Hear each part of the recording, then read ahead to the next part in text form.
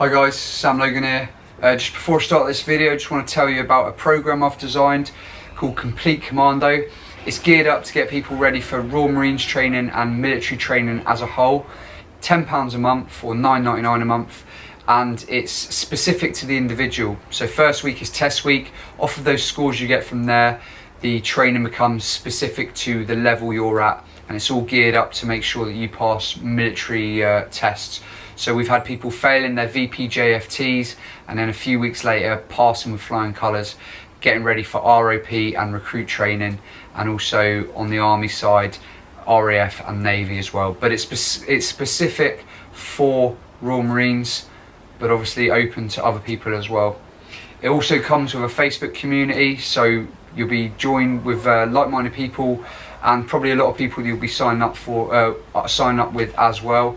At the moment that this video goes out, we've got 40 people on the program, all doing really well, progressing and getting ready for Royal Marines training. Also remember to like and subscribe to videos. Just helps me to see if it's worth putting content out. You know, I want to put good content out, but I want to know that it's getting received well and that it's useful. Okay, so we're going to be talking about this scenario. You're a week from recruit training, and what is the best way to gear up for recruit training a week out? How do we have the right mindset? How do we make sure we're prepared enough? And how do we make sure that we're going to be a good, successful candidate or recruit for the military? First one, really simple tip, have a checklist. Sit down, write all the jobs you've got to do for the week, all the things you need to take, and tick it, making sure that you don't miss anything out. This would be a really good way to make sure that you're not going to miss any bits of equipment or any items needed for training, that when you get there and you don't have it, you're going to be put on the back foot straight away. For instance, if you don't take a boot brush, straight away you're on the back foot. While others are attacking training, you're having to go to the NAFI and get out a boot brush. So a checklist is really going to help enable you to attack training straight away. Make sure you don't miss any items, and then you're ready to attack it immediately. Make sure that you rock up to training with a good suit. You know, none of this purple suits from the 80s stuff. A nice black or blue suit, nice polished shoes, black socks, not white socks, white crisp top, and just a smart tie. You know, don't draw any attention to yourself immediately on the outset. You know, you don't want that stuff. You'll be walking around camp potentially for the first 2 weeks in your suits. You don't want to be rocking up into the galley wearing, you know, flipping wallpaper suit or whatever. All right, so nice solid suit. You don't have to spend much. Go Tesco now, pick up a nice suit for £100 or whatever, and a nice pair of shoes for 40-50 quid. Don't have to spend tons, just nice and smart, nice and crisp. Play the game, you know what I mean? Before you join training, make sure you write to yourself. Write down all the reasons that you're joining, all the reasons why Civvy Street sucks, and all the reasons why the military way of life is going to be much better for you. There will be a point in your training where you doubt yourself. Doesn't matter what service you're going into, doesn't matter how nails you think you are. There'll be points where you go, was this the right decision?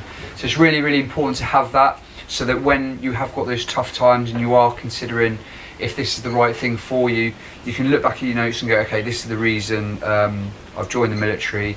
It's because I wanted to get away from the missus or whatever it was. Honestly, this is a proper important point. I'd do it a few days before you go, just so in those times you've got a reference point that you can fall back on when times are tough. Following on from that point, mega important to get a good network around you back at home, so that when you're phoning them home crying your eyes out saying I made a mistake or this isn't for me, they're not going to pander to that and go, yeah, come home, we miss you, we love you. They're going to go, no, there's a reason you joined, this is the right decision, stick it out. I've seen so many people leave because they ring home and their mum or their missus or whoever is crying down the phone telling them to come home, telling them that they miss them and they can't live life without them. At the end of the day, you joined the military for a reason. It was the best decision for you in that time, and leaving a few months later isn't going to change anything for you back in Civvy Street. All you'll do, like so many people I've seen do, is you'll leave 3 months later, go, what the heck have I done? And then you've got to start the whole recruitment process again. And anyway, the person you left for, you probably split up with them a couple of weeks later anyway. Yeah, just telling it how it is, isn't it? before you leave for basic training, make sure you get all your affairs in order. Don't be down on the train to Limpston and then text your boss like, oh, by the way, I've quit, I've joined the Royal Marines. You know, let them know. Make sure it's all put in place. Make sure that when you go back on leave, you can relax and you're not waiting for a knock on your door from, like, you know, the bailiffs or whatever. If there's any issues at home, try and smooth them out as best as possible, just so you're going into training fully focused on training. You're not thinking back home about your house getting bricked or whatever. So all affairs in order before you join recruit training. Last point, really, really important, do not doubt yourself. There is going to be a time, like I said before, where you will be doubting if this is the right decision. You have joined because it is the best choice for you in your time, in your life at the moment. And so grizz it out, stick it out, you know. You're going to have times of arduous conditions, hard training, times where you're sleep deprived, times where you're knackered, times where you do start doubting, was this the right decision to make? My life, you know, working at Tesco's was so much easier than this. However, where do you want to be in 2 years' time? Do you want to be back stacking shelves?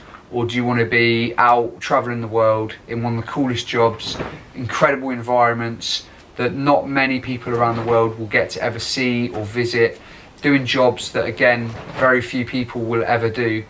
But in order to get to those jobs and to those places, there will be a time of testing. And so training doesn't last forever. Royal Marines training is the longest in the world. It's 8 months, and if obviously you get injured, it could be longer. But think about 8 months in a 22-year career. It's absolutely nothing. The moment you pass out, the moment you get your green beret or your beret of another cat badge, all those emotions, all those feelings go out the window, and it becomes the proudest thing you've ever done in your life. So have the end goal in mind. Don't doubt your decision. Stick it out. When times are tough, look back at the writing you've written yourself. Ring home to the people who are going to tell you the truth and what you need to hear, not what you want to hear. Stick it out, and I promise you it'll all be worth it. Hope that was helpful. Also, I want to say to you as well, it took me an extra 2-3 months to get through Royal Marines training. I got injured twice, was in Hunter, wanted to leave and all that sort of stuff, but stuck it out.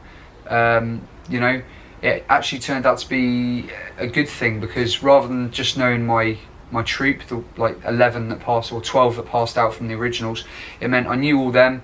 Then I knew loads of people in Hunter who eventually passed out, and then I knew my new troop that I passed out with as well. So I went into the service knowing like 100 lads rather than 12. So wherever I went after that, I was like, oh yeah, I know him, whatever.